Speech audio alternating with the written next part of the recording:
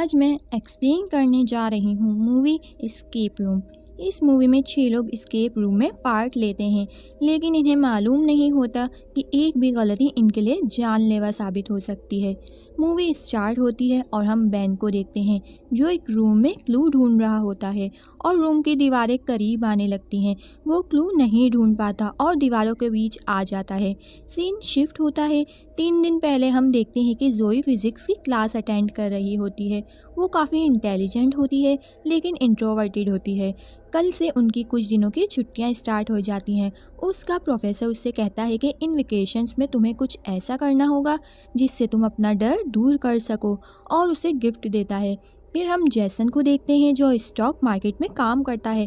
उसे भी उसकी क्लाइंट की तरफ से एक बॉक्स मिलता है। और बेन को देखते हैं जिसे हमने मूवी के स्टार्ट में देखा था। वो एक स्टोर में एज अ वर्कर जॉब करता था। उसे कैशियर की जॉब चाहिए थी, लेकिन ड्रिंक करने की वजह से उसे वो पोस्ट नहीं मिलती। उन तीनों को वो बॉक्स गिफ्ट में मिलता है।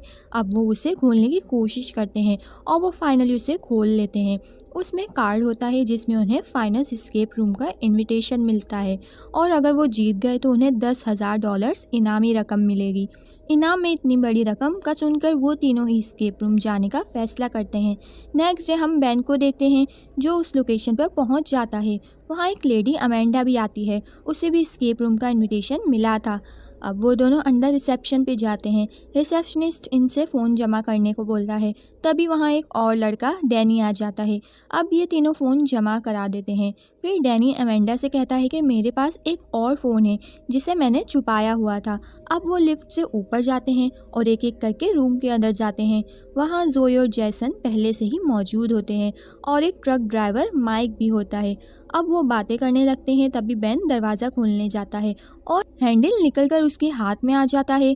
तो डैनी कहता है कि यही एस्केप रूम है, हमें यहाँ से निकलने के लिए चाबी को तलाश करना होगा। अब वो चाबी ढूंढने लगते हैं तो उन्हें एक स्क्रू ड्राइवर मिलता है और उस बुक में एक नंबर लिखा होता है। तो जोई उस नंबर को लॉक पर एंटर करती है। तभी रूम का हीटर ऑन हो जाता है और टेम्परेचर बढ़ने लगता है, जिसे देखकर सभी बहुत घबरा जाते हैं। फिर वो सब क्लू ढूंढने लगते हैं। तभी अमेंडा को एक जगह से आवाज़ आती है और जोई को एक चाबी मिलती है, तो वो उसे अनलॉक करते हैं। तभी फ़ोन रिंगिंग होता है। जैसन फ़ोन उठाता है तो उसे आवाज़ आती है कि बताए हुए रूल्स को फॉलो करें, लेकिन उन्हें तो कोई रूल्स नहीं बताए गए थे। वो फ़ोन रखते हैं। तभी मज़ीद हीटर और साथ हीटिंग फैंस भी ऑन हो जाते हैं। अमेंडा की तबीयत ख़राब होने लगती है तो जोई उसे एक गिलास पानी देती है। तभी वो वहाँ लिखा पढ़ती है कि डॉक्टर वुटिन यू से use the coasters all the time. जोई कोस्टर को दबाती है तो वेंटिलेशन एरिया का डोर खुलने लगता है। अब जैसन अंदर जाकर देखता है तो वहाँ जाली लगी होती है। वो माइक से एक स्क्रू ड्राइवर मांगता है और जाली को खोल लेता है और वहाँ से दूसरे रूम का रास्ता होता है। अब एक एक करके सब वहाँ जाने लगते हैं, लेकिन 2 लोग नहीं जा सकते थे क्योंकि कोस्टर्स एक नहीं बल्कि 4 थे। वो जैसे ही उसे छोड़ते तो वो डोर बंद होने लगता था। अब जोई ग्लास में पानी भर के कोस्टर्स पर रख देती है, लेकिन एक गिलास पानी कम होता है क्योंकि जोई ने पानी अमेंडा को पिला दिया था। अब डैनी और बेन रूम में होते हैं। तभी गैस स्टोव भी ऑन हो जाता है, तो बेन जल्दी से अपनी वाइन बॉटल निकाल कर उस ग्लास में डालने लगता है, जिससे डोर खुल जाता है और वो लोग दूसरे रूम में आ जाते हैं और वो रूम ब्लास्ट हो जाता है। अब वो एक रूम में पहुंचते हैं जहां का डोर लॉक्ड होता है। उनकी गेम को लेकर आपस में बहस हो जाती है। वो लोग वहां से बाहर निकलना चाहते थे, लेकिन ऐसा नामुमकिन था।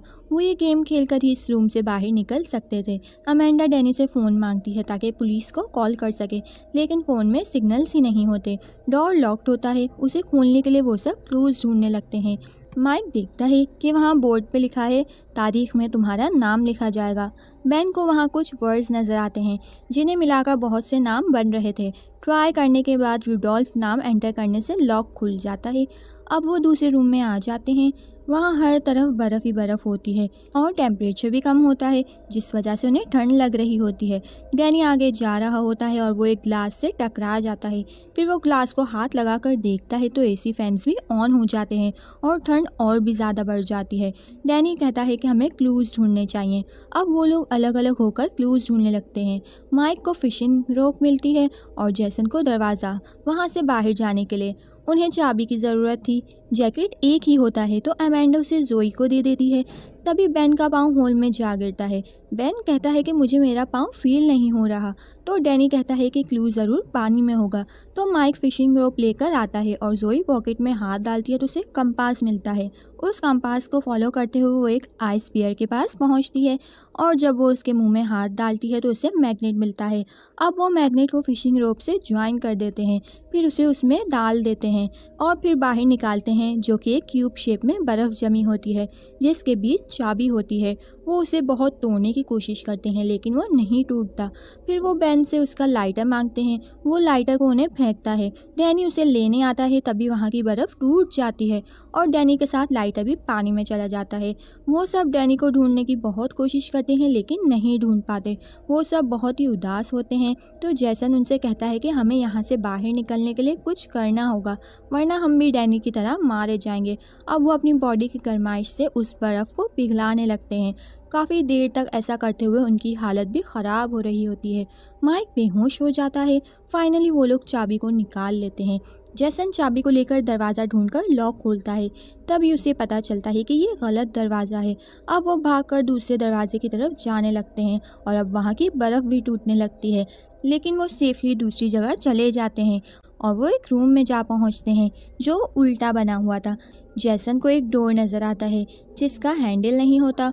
वो कहता है कि शायद हमें हैंडल ढूंढना चाहिए। ऊपर स्नूकर पर देखकर माइक कहता है कि यहाँ 8 नंबर की बॉल गायब है। तभी वहाँ के फ्लोर की एक साइड टूट जाती है तो वो सब किनारे से लगकर खड़े हो जाते हैं। अमेंडा कहती है कि मैं ट्राई करती हूँ, क्योंकि वो फौज में थी और वो ऊपर चढ़कर क्लूज ढूंढने लगती है। उसे लॉक बॉक्स मिलता है। वो पिन कोड्स डालती है लेकिन बॉक्स नहीं खुलता। जोई को पजल्स नज़र आते हैं तो वो पजल सॉल्व करने लगती है। माइक उसकी हेल्प करता है। तभी फ्लोर की एक और साइड टूट जाती है। जोई पजल सॉल्व कर लेती है और अमेंडा को कोड बताती है, लेकिन वो कोड भी गलत होता है और फ्लोर की एक और साइड टूट जाती है। अब माइक, जोई और बेन एक शेल्फ को पकड़कर खड़े होते हैं। तभी शेल्फ का स्क्रू लूज होने लगता है। जैसन माइक से कहता है कि अगर तुम शेल्फ से ना हटे तो नीचे गिरकर तीनों मर जाओगे। जोई का हाथ स्लिप हो जाता है और वो नीचे फ्लोर पे जा गिरकर बेहोश हो जाती है। जैसन नीचे आकर उसे होश में लाता है और फिर वो ऊपर आ जाते हैं। जोई अमेंडा से कहती है कि ये रूम उल्टा है तो कोड भी उल्टा डालो। कोड उल्टा डालने से बॉक्स खुल जाता है। उसमें 8 नंबर की बॉल होती है। अमेंडा उस बॉल को अपनी जगह पर रखने के लिए पूल पर जंप करती है। वो आगे बढ़ती तभी उसके हाथ से बॉल स्लिप हो जाती है। उस फ्लोर के साथ बॉल भी गिरती उससे पहले ही अमेंडा फ्लोर पे जंप करके बॉल उठाकर उन्हें फेंक देती है और तभी फ्लोर टूट जाता है और अमेंडा नीचे जा गिरती है। जैसन उस बॉल को डोर के हैंडल की जगह लगाता है। दरअसल वो बॉल उन्हें डोर के हैंडल पर लगानी थी और फिर वो दूसरे रूम में आ जाते हैं। अमेंडा की मौत से जोई बहुत उदास होती है। जिस रूम में सब होते हैं उस रूम को उनके पास्ट से रिलेटेड डिज़ाइन किया होता है, जिसमें सबके साथ बुरा हादसा होने के बावजूद उनकी जान बच गई थी। उनके सारे रिकॉर्ड्स भी मौजूद होते हैं। वो लोग कहते हैं कि ये लोग हमारे पास्ट के बारे में इतना कुछ कैसे जानते हैं। तभी वहाँ अनाउंसमेंट होती है कि अपनी लिमिट्स चेक करें और फिर 5 मिनट का टाइमर ऑन हो जाता है। जैसन देखता है कि अगर उन्होंने इसे सॉल्व ना किया तो 5 मिनट्स बाद जहरीली गैस फैलने लगेगी जिससे इनकी मौत हो जाएगी। जोई कैमरास को तोड़ने लगती है ताकि वो लोग उन्हें ना देख पाएँ और वो तीनों क्लूज ढूंढ रहे होते हैं। उन्हें 3 एक्सरे मिलते हैं जिसे देखकर बेन समझ जाता है कि ये ईकेजी मशीन के साइन हैं। जैसन ईकेजी मशीन ले आता है, फिर वो बेन की हार्ट बीट चेक करता है तो वो नॉर्मल होती है। फिर वो माइक की हार्ट बीट चेक करता है जो 150 तक जा रही होती है। तो जैसन उससे कहता है कि तुम्हारी हार्ट बीट और बढ़ानी होगी। माइक उससे मना भी करता है लेकिन जैसन ये कहकर उसे एग्री कर लेता है कि तुम्हारी कुर्बानी से हम तीनों की जान बच जाएगी। फिर वो उसे शॉक देता है लेकिन इसका भी कोई फ़ायदा नहीं होता और माइक की भी डेथ हो जाती है। टाइमर भी ख़त्म हो जाता है और जहरीली गैस निकलने लगती है। जैसन को समझ आ जाता है कि हार्ट बीट ज़्यादा नहीं बल्कि कम करनी है और वो खुद पे ट्राई करके अपनी हार्ट बीट कम करने लगता है। उसकी हार्ट बीट 50 तक चली जाती है और वहाँ एक छोटा डोर खुल जाता है। जैसन उस रास्ते चला जाता है। बेन जोई को भी साथ चलने को बोलता है लेकिन वो मना कर देती है और वहाँ की दीवारों को तोड़ रही होती है। बेन उस रास्ते चला जाता है और दरवाज़ा बंद हो जाता है और जोई बेहोश हो जाती है। बेन को जोई के ना आने पर बहुत अफसोस होता है तो जैसन कहता है कि यहाँ ना आना उसी का डिसीजन था। वो दोनों क्लूज ढूंढने लगते हैं। उन्हें एक हैंडल दिखता है तो वो दोनों उस हैंडल को पकड़कर घुमाने लगते हैं। तभी दोनों को अजीब तरह से दिखाई देने लगता है, सब कुछ हिल रहा होता है। तभी बेन को एक एंटीडोट इंजेक्शन मिलता है और वो लोग दो थे। उन दोनों के बीच हाथापाई हो जाती है और जैसन का सर दीवार से जा टकराता है और वो बेहोश हो जाता है। बेन खुद को इंजेक्शन लगा देता है, फिर उसे बिल्कुल ठीक नज़र आने लगता है। वो बाहर का दरवाज़ा ढूंढकर वहाँ से निकल जाता है। फिर वो उसी रूम में पहुंचता है जिसमें उसे हमने मूवी के स्टार्ट में देखा था। वहाँ गैस वाले रूम की सफाई करने दो आदमी आते हैं। वहाँ लटके ऑक्सीजन मास्क को देखकर वो कहते हैं कि यहाँ इससे क्या किया होगा। तो जोई उठकर कहती है कि सांस ली थी और उन दोनों को रॉड से मार देती है और फिर उनकी गन उठाकर वहाँ से बाहर जाने लगती है। बेन दीवारों के बीच आकर मरता उससे पहले ही वो एक चिमनी में चला जाता है और फिर बाहर आकर देखता है कि गेम्स को कंट्रोल करने का सेटअप लगा होता है वहाँ।